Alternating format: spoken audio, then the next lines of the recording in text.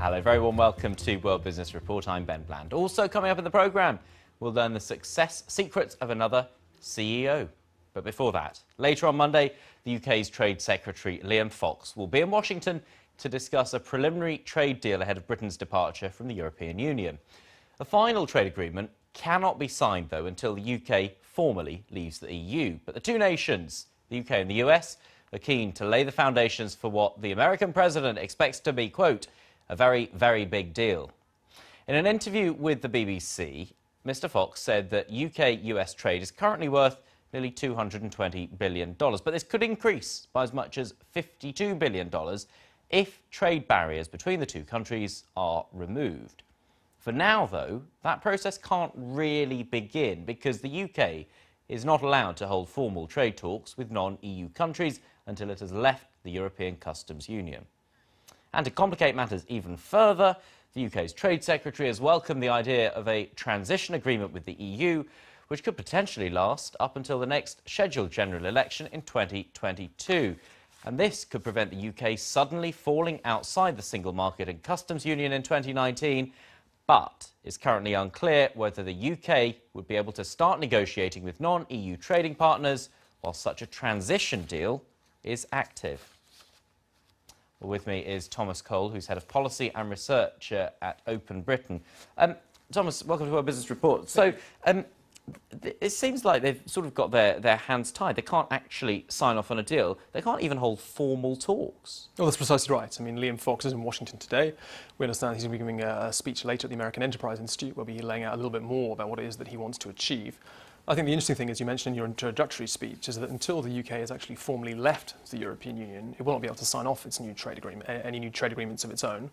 And until the United States knows what the UK's transitionary deal out of the EU from the UK side will actually be, the US won't know what, in fact, it can push for either. So in a very, very odd position. And of course, these will be explanatory talks today, but it's really going to be until at least 2019 at the very earliest that we'll have a clearer understanding of where these talks can actually go in the long run.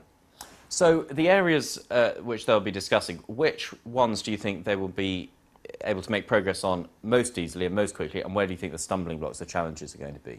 Well, I think one could look at the financial services sector. Of course, you think about the financial services sector in London and also in New York, where there'll be obviously a possibility to do something there. Also the aviation sector.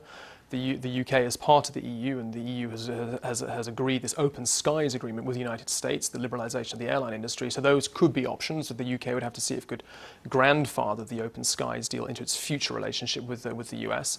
On the other hand, as part of the TTIP negotiations, which at the moment are stalled, to think about a word. This is the big free trade deal between the US and the European Union. Exactly. So that one there, we saw a lot of protests last year. In fact, I suppose in a small way, it was one of the reasons why the Leave vote won the vote in the United Kingdom to leave the European Union. There were some concerns that staying in the European Union in the long run was going to lead to this big transatlantic trade agreement with the United States. And there were concerns, for example, on issues regarding health and pharmaceuticals. So those could be stumbling blocks. And I think even with the UK outside the EU, I think one of the things that the UK will need to do is decide what its future agricultural policy will be. And if it decides what its future agricultural policy will be, and if that is similar to the EU's current agricultural policy, then agriculture will also be problematic in the talks as well, problematic issue, sorry. Britain's slightly on the back foot, some might say, given that it hasn't negotiated its own trade deals now for 40 years, yes, for as long as it's been part of the EU bloc.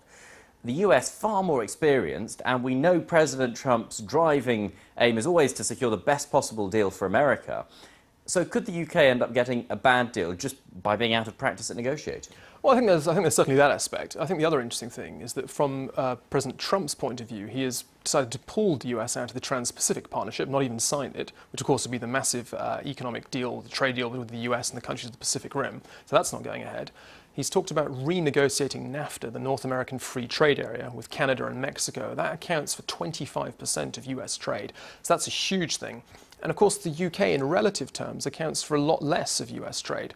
Now, if the UK were to stumble out of the EU, if there were to be a hard Brexit, let's say, then in relative terms, the UK would be in a position of weakness and perhaps would want to get a very quick trade deal with the United States. But it wouldn't be a trade deal which the UK would be able to dictate the terms. It would be one where the United States would very much be calling the shots. And from the UK's point of view, even a very liberal trade agreement with the US, which would which could increase trade an awful lot with the United States, would not compensate for potential loss of trade with the European Union if a hard Brexit of leaving the customs union, the EU's customs union, and the single market were to happen. It's a delicate act, isn't it? It certainly Thomas, is. thank you very much indeed. Thomas Thank Cole you. from Open Britain. Thank you. Thank you.